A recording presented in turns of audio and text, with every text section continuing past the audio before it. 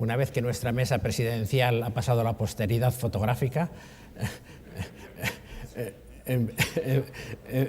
empezamos esta lección inaugural, de la cual me siento extraordinariamente honrado, que hayan pensado en mí y que hayan pensado en mí de una forma positiva.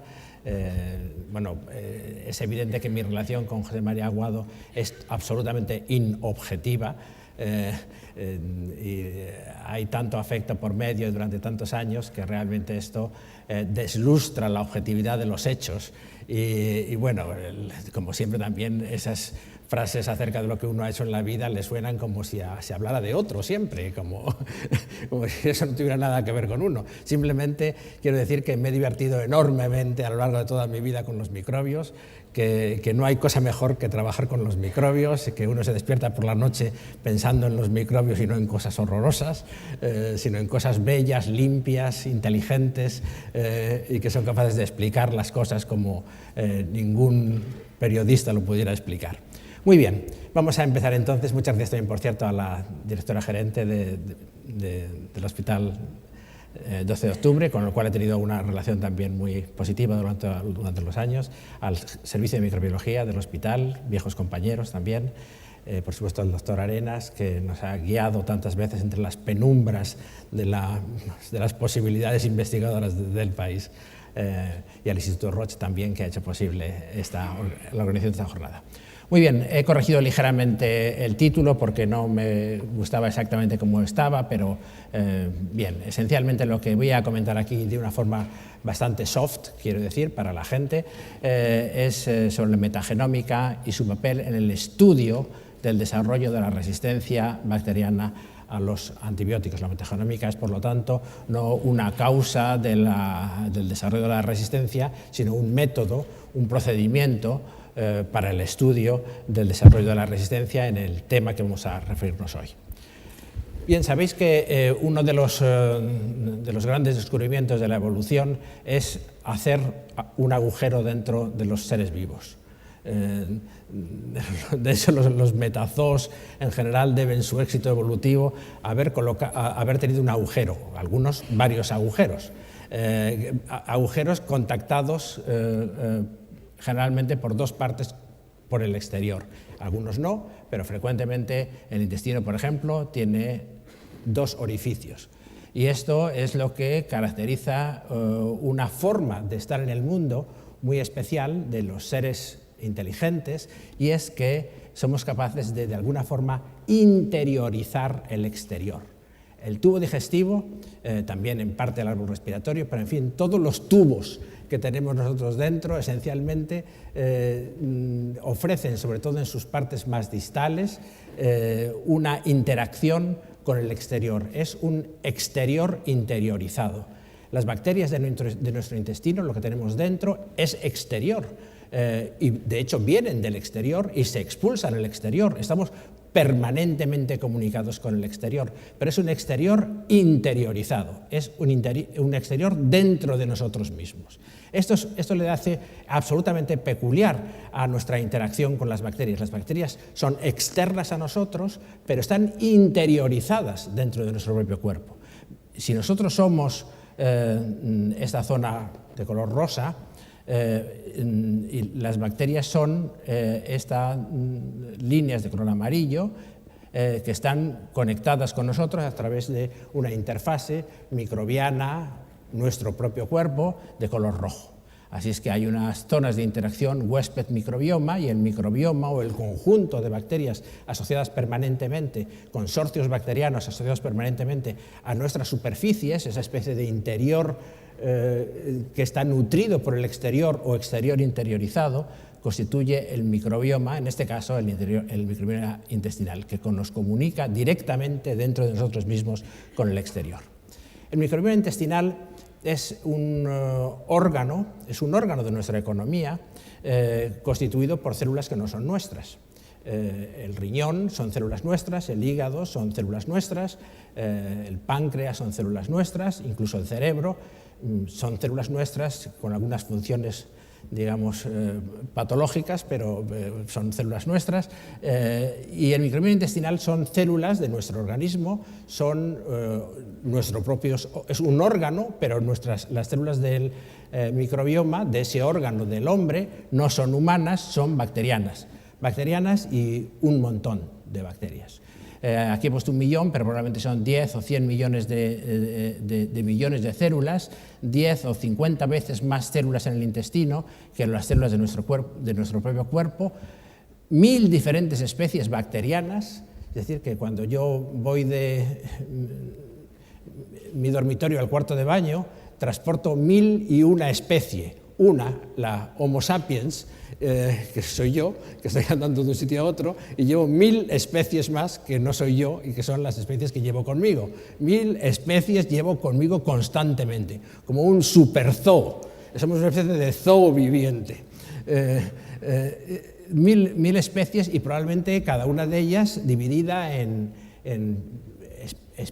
grupos más específicos, más determinados, más ecoadaptados, probablemente más de 10.000 clones de células bacterianas diferentes.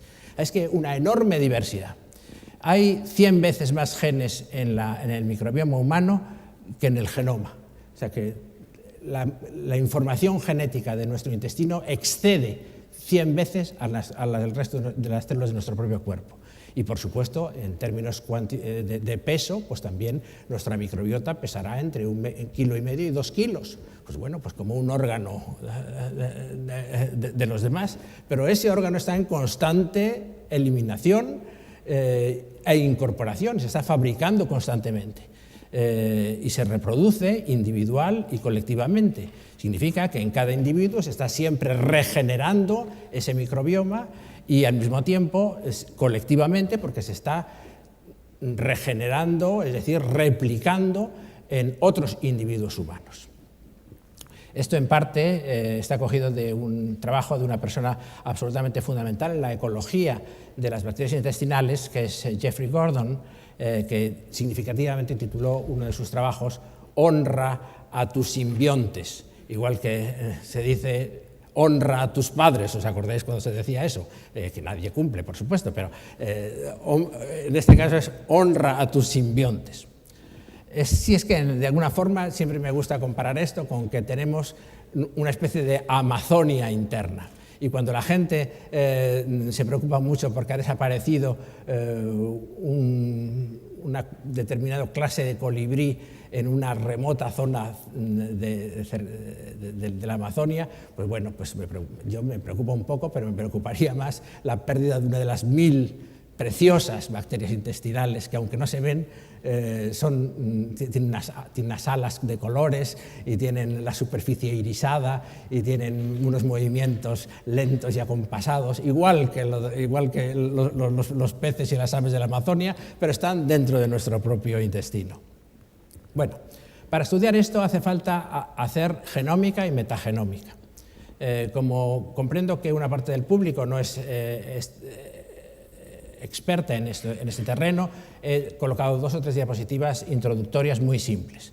La genómica es el estudio del genoma, es decir, del cromosoma de las bacterias. En este caso voy a hablar de bacterias. Esta es una bacteria y esto tiene un cromosoma dentro, un cromosoma circular, covalentemente cerrado, muy apretadamente cerrado entre sí, igual que los cromosomas de los hombres, están muy súper enrollados. Bueno, pues lo que hay que hacer es que la bacteria esta que queremos estudiar se cultiva, se rompe, se aísla el DNA deliberado de la bacteria y entonces se corta. Se corta con procedimientos de cortar DNA, que no entran en eso, y se producen trocitos de DNA. Esos trocitos de DNA tienen unas secuencias específicas, pero estas secuencias, pues, por ejemplo, este está amarillo y azul, y este trozo empieza por amarillo y azul. Entonces, este termina por gris, violeta y rojo, y este empieza por gris, violeta y rojo. Y así es como se va haciendo, se cortan trozos, y después se ve cuando uno termina en una determinada secuencia, y otro empieza con esa misma secuencia, se supone que esto y esto se continúa y se va así reconstruyendo, y esto se continuaría con esto. Se va reconstruyendo la secuencia del cromosoma de esa bacteria poco a poco a expensas de lo que se llama ensamblar los trozos en los que hemos roto el cromosoma general. Este ensamblaje proporciona al final una estructura covalentemente cerrada, una estructura cerrada del cromosoma, en este caso de un Escherichia coli, donde se puede definir la presencia y la localización de los diferentes genes, 3.500 o 5.000 genes que pueden existir en esta especie. Esto es, digamos, la genómica clásica, la caracterización de la estructura genética de una bacteria. Y metagenómica, que es lo que tratamos en el título de nuestra conferencia, es una cosa un poco más compleja. Esto es no una bacteria, sino un conjunto de bacterias que están en el intestino, por ejemplo. Este conjunto de bacterias es extremadamente complejo. Como os he dicho, puede haber más de 1000 clases diferentes de bacterias. Aquí habrá 20 si queréis, pero en realidad hay 10.000 o más. Muchas de ellas ni siquiera las conocemos. Son las que tienen puntitos alrededor, no son cultivables, no hemos encontrado la forma de cultivarlas y por lo tanto no las hemos estudiado en profundidad ni hemos podido estudiar su genoma, porque el genoma en principio en la diapositiva anterior se basaba en el cultivo de esa bacteria como organismo aislado y se podía entonces secuenciar su genoma. Aquí tenemos muchas bacterias, algunas son cultivables y muchas otras no cultivables. Pues la idea de la metagenómica es coger todos los DNAs de todas las células del intestino, por ejemplo, se muelen en una especie de molinillo de romper y disgregar materias fecales. Es horroroso hacerlo y basta hacer un ruido horroroso, pero en fin, finalmente se llegan a romper las células de todo el contenido intestinal, en fin, o de una muestra del contenido intestinal, y se obtienen todos los genomas, todos los trozos de DNA. Y todo esto se rompen a la vez y entonces se obtiene el gran lío. Claro, son trozos que salen de una, de otra, de una que no sé, de un trozo muy grande de una que conozco, junto a un otro trozo muy pequeñito de una que no conozco. En fin, se produce un enorme lío de secuencias que realmente no significan aparentemente gran cosa. Aquí lo único que puedo hacer en una primera versión es intentar buscar en ese conjunto algunos genes conocidos. Entonces, por ejemplo, puedo buscar genes que identifican especies microbianas conocidas e incluso algunas no conocidas porque puedo asumir realmente algunas secuencias a partir de estas estructuras. Bueno, yo puedo buscar genes conocidos y genes esencialmente de resistencia, por ejemplo, resistencia a antibióticos, genes conocidos. O genes parecidos a los conocidos, pero en fin, en principio genes conocidos. Así que yo en esta mezcla, en este conjunto, en esta sopa de secuencias, puedo buscar genes, pero para eso tengo que conocerlos. Realmente el problema está en cómo identificar los genes que no conozco y sus funciones. Los genes que son conocidos son generalmente procedentes de las bacterias aerobias, que conozco mejor porque son más fácilmente cultivables, mientras que la mayor parte de los genes, que son los que están en blanco, que no conozco, son genes que proceden de las bacterias anaerobias, más difícil de cultivar y que se constituyen, sin embargo, más del 99% de las bacterias presentes en el intestino. Puedo hacer también otra cosa que es metagenómica funcional, y es coger este conjunto, este lío de genes que he obtenido con la masa genómica obtenida a partir del intestino, troceada, y entonces clonar genes específicos, es decir, aislar genes específicos de esta masa al azar, meterlas en vectores, es decir, una estructura, son plásmidos, una estructura capaz de captar este gen. Este gen entonces lo puedo meter dentro de una bacteria y esta bacteria entonces puedo ver si la adquisición de ese gen le ha proporcionado un fenotipo. Entonces diré, este gen que ha proporcionado este fenotipo es porque tiene que ver funcionalmente con la producción de este carácter. Por ejemplo, si he cogido por azar este gen amarillo y este gen es un gen de resistencia, lo meto en una bacteria y si esta bacteria se hace resistente a los antibióticos, digo, anda, pues esto, que no sabía lo que era, es un gen de resistencia.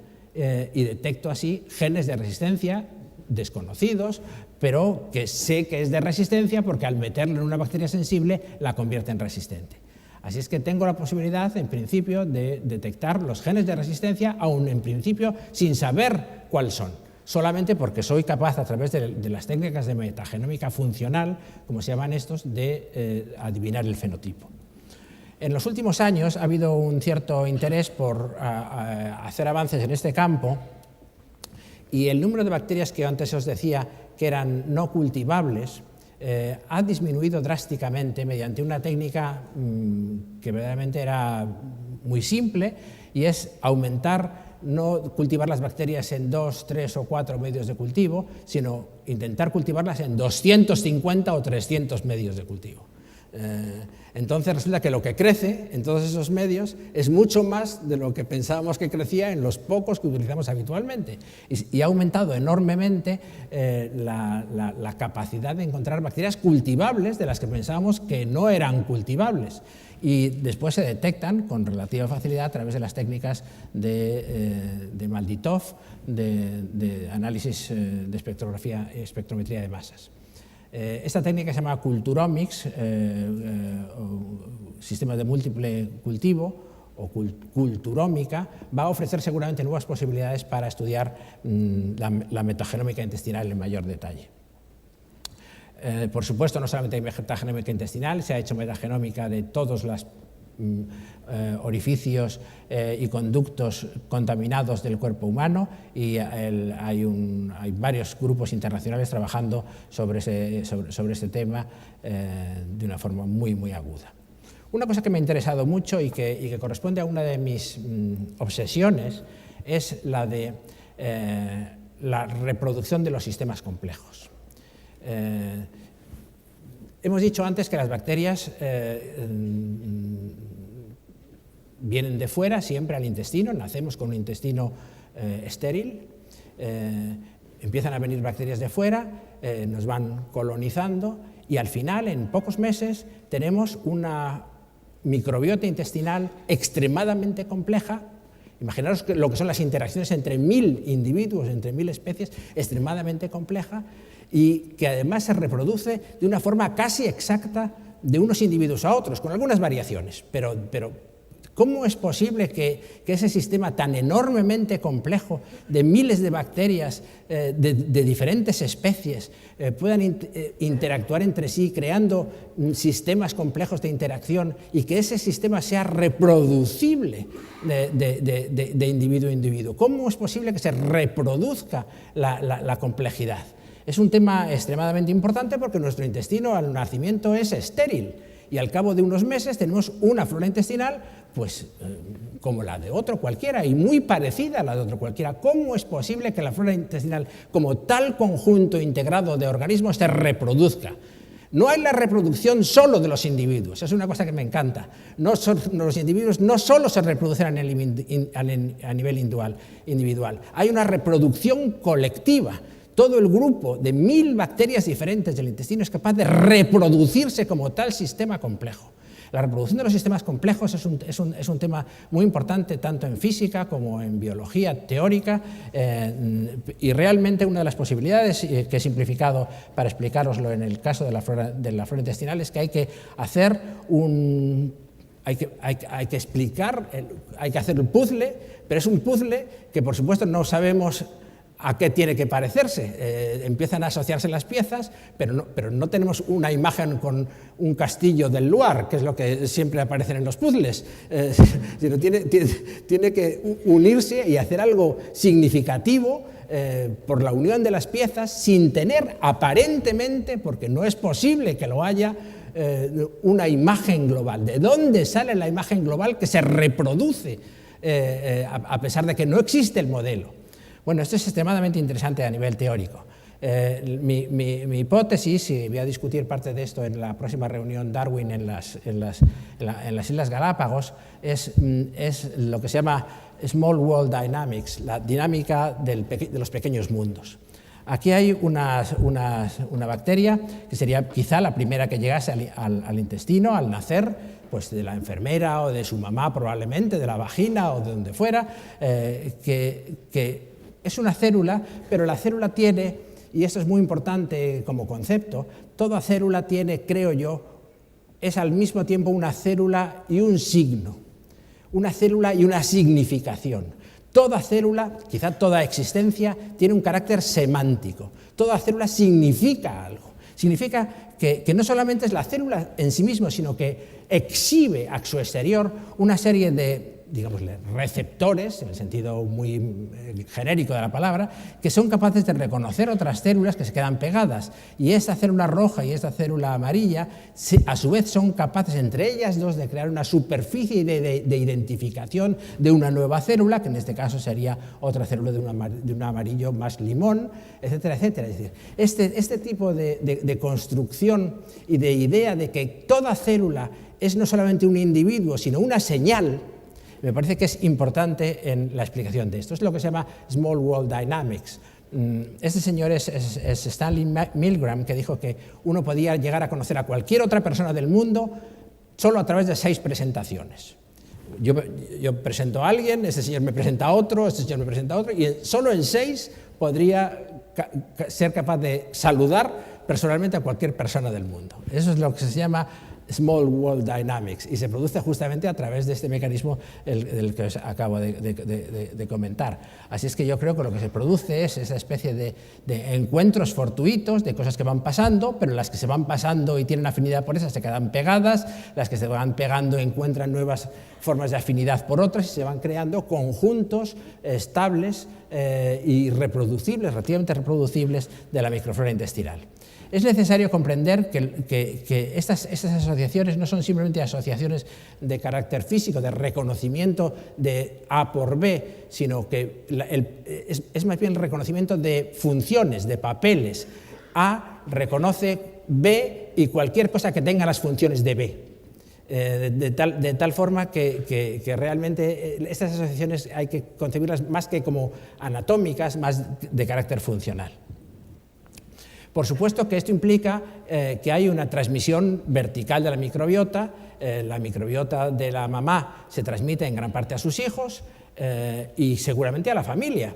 De tal forma que hay muchas, se puede decir, y puesto que estamos trabajando en el día de hoy sobre digamos, diferencias interindividuales en fármacos o en otros, hay muchas cosas que podrían parecer genéticas y sin embargo podrían ser simplemente debidos a que dentro de la misma familia se ha producido una co-colonización por el mismo tipo de bacterias que son familiares, las bacterias de la familia. En todo caso, las bacterias de la mamá en gran frecuencia pasan al niño, así es que no solamente hay una herencia de carácter genético de nuestras propias células humanas, sino una herencia ligada a la transmisión de las bacterias de unos a otros. Por eso es por lo que la higiene está bien, pero un exceso de higiene tampoco es bueno porque impediría la transmisión de las bacterias fisiológica entre unos individuos u otros. Es que besar a una persona es extremadamente útil desde el punto de vista biológico. Y reproductivo, claro. Bien, varios estudios más acerca de esto, de los estudios que se han hecho en gran parte gente que trabaja en España sobre las microbiotas en madres, niños y también sobre la estabilidad de la microbiota en sus distintos componentes, cómo se mantiene a pesar de todo entre las madres y los niños. Por supuesto que la microbiota, con esta especie de solidez arquitectónica y estructural a la que me he referido, tiene también cambios que pueden ser cambios estacionales. Eso es una diapositiva muy famosa que muestra cambios estacionales, invierno-verano, en la composición de la microbiota del árbol respiratorio, por ejemplo. Y por supuesto hay cambios relacionados con la edad. desde el recién nacido hasta la persona mayor. Hay cambios, no cambios profundísimos, pero algunos cambios relacionados con la edad. Algunos son significativos para la resistencia a antibióticos, como voy a enseñar dentro de un momento. En fin, en su conjunto sabéis que esta microflora, esta microbiota normal, es un órgano de nuestra propia economía y por lo tanto hay enfermedades de la microbiota y en el futuro no habrá solamente nefrólogos o hepatólogos, sino habrá microbiomólogos. Que sepan estudiar las consecuencias de las alteraciones sufridas en la microbiota. Y estas son un montón de cosas que se relacionan con una microflora alterada, una microbiota alterada. No voy a entrar en detalle, no es la causa. Solamente nos afecta aquí la relación con la resistencia a antibióticos, que es una de las consecuencias de una microflora alterada. Uno de los temas importantísimos es que la microbiota puede ser un reservorio de genes de resistencia a antibióticos. Pero la primera cosa que tenemos que tener claro es que no es evidente lo que son genes de resistencia a antibióticos. Parece evidente que son genes cuya expresión se traduce en una insensibilidad de la bacteria a los antibióticos. De manera que si elimino esos genes, la bacteria se hace sensible. Eso parece un gen de resistencia. Sin embargo, muchas bacterias del microbioma, y también de todas partes del mundo, contienen genes de resistencia que podemos llamar individuales, generalmente están en el cromosoma, que hacen a estas células naturalmente menos sensibles. Es lo que se llama resistoma intrínseco.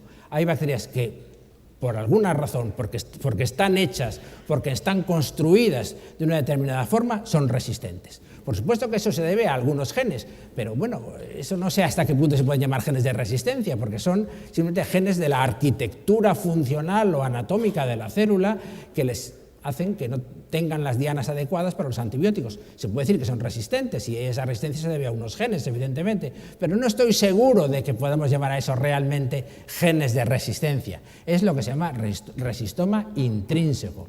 Hay bacterias que tienen genes aparentemente de resistencia para ellos solos, y a esos genes son de resistencia para ellos solos, pero no son los genes de resistencia que nos importan aquí y que provocan problemas para la terapia de las enfermedades infecciosas. Lo que nos interesa son las bacterias, los genes que se mueven a bacterias sensibles y las convierten en resistentes. Estos genes son los genes de resistencia de mayor riesgo. Los genes que se movilizan de unas bacterias a otras y que se seleccionan, esa movilización se selecciona por el uso de los antibióticos, son los de más riesgo. Por supuesto que esos genes de riesgo, si son movilizables, si son de riesgo porque se pueden mover, todo lo que les haga mover se constituye en un factor de riesgo para la resistencia. Es lo que se llama los elementos genéticos movilizadores o vehiculadores de genes, de la transferencia de genes entre bacterias, como los plásmidos, los transposones, los elementos conjugativos e integrativos, o en general los factores que influyen en la separación de un gen del cromosoma y llegada a un vector. Todo eso se convierte en elementos genéticos a vigilar. Este es un trabajo de hace unos años nuestro acerca de lo que se llama resistema intrínseco. Se ve que en Pseudomonas aeruginosa, por ejemplo, tiene pues hasta un 2 o un 3% de su genoma son genes que influyen en la resistencia. Pero yo a eso, sinceramente, no le llamaría genes de resistencia. Son genes de resistencia para Pseudomonas, porque está hecha así, pero no le llamaría propiamente dicho genes de resistencia. Eso es lo que se llama resistoma o resistencia intrínseca.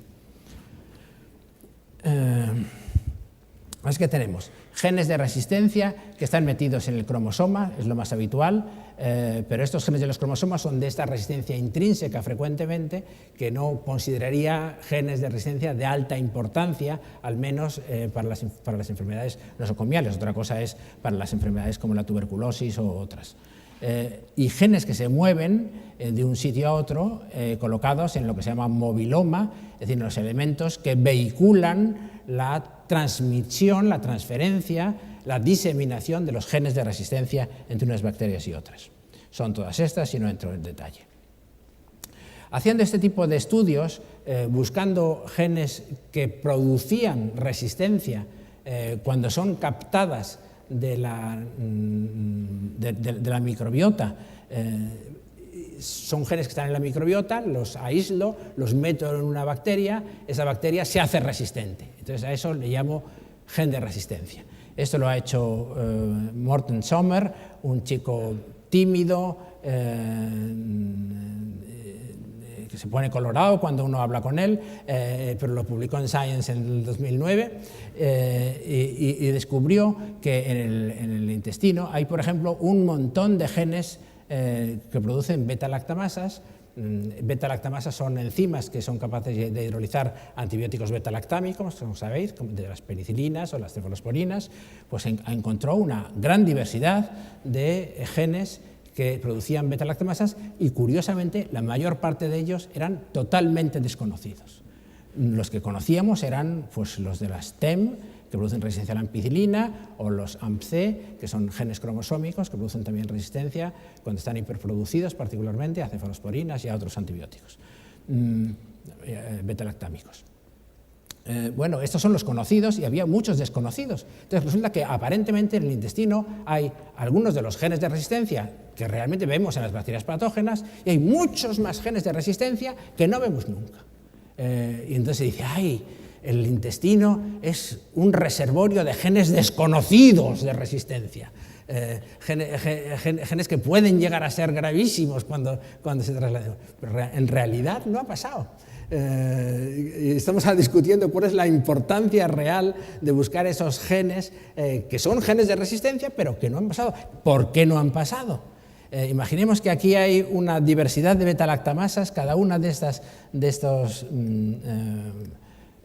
bacterias, de estos cuadritos, es una beta-lactamasa diferente que están en el intestino humano. Bueno, estas beta-lactamasas son muy diferentes, pero de hecho las que han pasado a las bacterias patógenas humanas son pues, la bacteria TEM1, las enzimas TEM. Entonces uno puede pensar, hay muchos genes de resistencia, pero no tenemos tantos después en la realidad. La diversidad de las que tenemos en las bacterias normales no son tantos. ¿Por qué? Y entonces aquí hay la famosa discusión metafísica que nos afecta para tantas cosas personalmente y en ciencia. ¿Las cosas triunfan porque son los mejores o por azar? ¿Es por determinación? ¿Hemos cogido las mejores beta-lactamasas o son solo las que primero llegaron? A lo mejor fue que TEM1 fue la primera beta-lactamasa que llegó por casualidad al mundo microbiano y cumplió su función de hacer resistir a los antibióticos. Y entonces las demás pues, se quedaron sin trabajo, de hacerlo así. A lo mejor eran mejores, pero eso pasa siempre con los trabajos. Pero no se trata de que seas el mejor siempre. El mejor no siempre es el que encuentra el trabajo. A veces es el primero que llega. Eso es lo que se llama efecto fundador en biología y explica que quizá no tengamos los enzimas que tenemos, no son quizá los mejores, sino los primeros que llegaron. Por supuesto que una vez que llegan y que ha llegado, que no es el mejor, pero ha llegado el primero, se multiplica mucho y eso sí, como todos en la vida, la inteligencia depende de la cantidad, no es un problema de calidad, como decían nuestros abuelos, la inteligencia es un problema de cantidad, pues cuando tienes mucha cantidad de algo, acabas por hacerte inteligente, acabas por encontrar, digamos, zonas óptimas en tu estructura molecular que resuelven muchos problemas. Entonces tú a lo mejor no eras el mejor, pero llegaste por suerte, por efecto fundador. Pero después, a lo largo de los años, sometido a las presiones antibióticas, has evolucionado de tal forma que encuentras superenzimas que hacen cosas maravillosas, a pesar de que tus inicios fueron verdaderamente mediocres. Por supuesto que hay veces que yo puedo quitar parte de estas beta-lactamasas, por ejemplo, con un nuevo antibiótico. Esto crea una nueva oportunidad para otras beta-lactamasas que se encuentren en el medio exterior. Estas beta-lactamasas no pueden hacer esta nueva tarea y abren un campo de oportunidad, abren una oficina de empleo para nuevos enzimas que entran ahí y que pueden tener alguna posibilidad. Por eso es por lo que el contacto del exterior, y el exterior es todo lo que nos llega, todo lo que comemos, todo lo con lo que nos relacionamos, estamos integrando constantemente información que nos llega en forma de información de bacterias que contienen información y que nos llegan a nuestro intestino y que eventualmente son capaces de producir información nueva. Bien, no todas las bacterias del intestino tienen el mismo potencial para la invención y sobre todo para la diseminación de la resistencia. Aquí hay una serie de grupos un poco en orden de los más frecuentes en el intestino: bacteroides anaerobios, claro, Clostridium, Lactobacillus, Fusobacterium, Bifidobacterium, Eubacterium, Streptococcus, Escherichia y Veillonella o Negativicutes en general. Bueno, he hecho esta diapositiva para ver que hay una distancia diferente tanto a la patogenicidad como a la resistencia. Hay muchísimos bacteroides y lactobacillus y Fusobacterium, pero su capacidad de producir patología es pequeña. Hay muy pocos colis y muy pocos enterococos, por ejemplo, pero sin embargo su capacidad de producir patología es grande y su influencia en la resistencia es muy grande. Bueno, esto es lógico, porque las bacterias más frecuentes son más frecuentes porque no producen ningún daño, porque son bacterias que hemos domesticado a lo largo de la evolución biológica, mientras que quizá coli u otras son más recientemente llegadas, están más excitadas, se encuentran más en sensación de peligro y en ese sentido están más cerca de lo que llamo aquí espacio de patogenicidad o espacio de resistencia. Así es que una cuestión muy importante es que cualquier alteración del intestino que produzca un aumento de este tipo de bacterias en las cuales la resistencia es muy activa en términos de invención, evolución y distribución, aumentará la resistencia a antibióticos. Así son estos los grupos, como digo, las bacterias minoritarias, sobre todo las proteobacterias, también algunas de las negativicutes y algunos de los lactobacilales como Enterococcus, los que son importantes en la creación y diseminación de la resistencia del intestino. Por supuesto que un bacteroide también puede diseminar cosas, pero con muchísimo menos eficiencia. Todo lo que aumente las proteobacterias, los negativicutes y algunos de los lactobacilales, aumentará la resistencia a antibióticos. Así que solo alterando la flora intestinal para aumentar estos grupos aumentará la resistencia a antibióticos. Por ejemplo, hay muchos efectos que tenemos que estudiar en el futuro. Los niños pequeños y los adultos tienen más gamma proteobacterias que la gente de edad media. La gente obesa o incluso se ha demostrado que las mujeres con peso excesivo en el momento del embarazo tienen más coli que las cepas que tienen un peso normal. Es decir, que tenemos relaciones paradójicas en las cuales que la cantidad de células de las bacterias más activas en la resistencia a los antibióticos puede diferir en función de diferentes patrones, que puede ser desde la dieta hasta probablemente factores genéticos, etcétera, de tal forma que podría existir realmente una relación entre esos factores y la composición de la flora y a través de ella la resistencia a antibióticos. Hay, por otra parte, ya voy a ir terminando, algunas, lo que se puede llamar aquí autopistas de transferencia genética entre bacterias. Pues de nuevo son las gamma proteobacterias, por ejemplo el coli o la Klebsiella, los que están en el centro de los nodos, de las pistas a través de los cuales circulan los mecanismos de información microbiana, particularmente a través de plásmidos y transposones. Esta cuestión me interesa muchísimo, ya os habéis dado cuenta que me interesa mucho, mejor dicho, no me interesan nada las cosas simples, solo me interesan las cosas que son muy complicadas, pero por supuesto la excitación de eso radica en que hay que entenderlas, es como el sudoku o como lo que sea, la gracia es que sea complejo, pero que uno pueda meter mano dentro de ello, ¿no? Este es un trabajo que he publicado con otros, más bien filósofos de la ciencia, en PNAS el año pasado, intentando buscar, digamos, patrones de asociación entre estos elementos complejos. Y todo el tiempo lo que hacemos en el laboratorio, no yo, claro, pero la gente que trabaja conmigo es encontrar asociaciones de cosas entre las bacterias que permitan la diseminación de la resistencia a antibióticos. Esto da lugar a lo que estamos ahora, que es a crear sistemas de representación complejos de networks, intentando ver las relaciones entre unas bacterias y otras de la transmisión de bacterias, digamos, no solamente de bacterias, sino de información genética entre las bacterias y a través de qué se basan. Todo esto es, digamos, información intramicrobioma. Es la información que las bacterias están pasando constantemente. Es esa especie de extremado, de ruido, como un ruido enorme, como a veces sinfónico, pero a veces cacofónico, de la transmisión de información constante, que es algo que realmente a uno le sobrecoge. Hasta qué punto existe un tránsito informativo constante en el que todo el mundo está aprendiendo constantemente de todos los demás y, por lo tanto, todo el mundo en el mundo microbiano es capaz de enfrentarse con los retos mayores porque todo el mundo está en comunicación, particularmente de estas bacterias que se comunican con gran facilidad.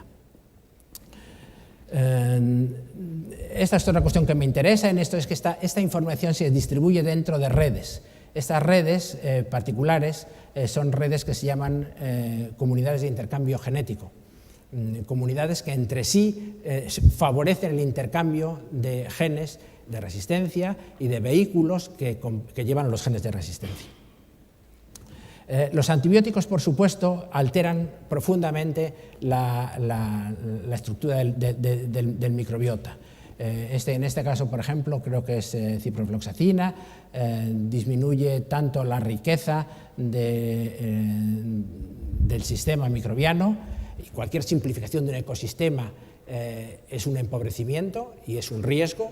Eso ocurre en la Amazonia, en el Retiro y en el intestino. Cualquier simplificación de la diversidad biológica, y eso lo sabe muy bien Edward Wilson, el famoso escritor sobre biodiversidad, cualquier disminución de la biodiversidad es un riesgo, y con los antibióticos disminuimos la diversidad microbiana, es un riesgo, disminuimos la riqueza, la diversidad y la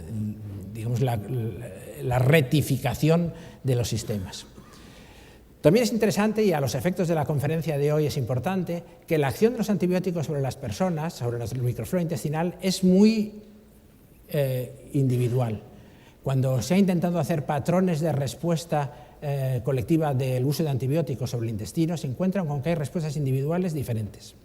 Esto, bueno, lo presentó hace ya unos años Deffelsen, pero hay muchos trabajos sobre esto en el momento actual, y la gente, a pesar de que tiene una flora intestinal muy parecida, las respuestas no siempre son iguales. Esto es porque no se puede confundir complejidad con robustez, que es una cosa que no me da tiempo de explicar aquí en detalle.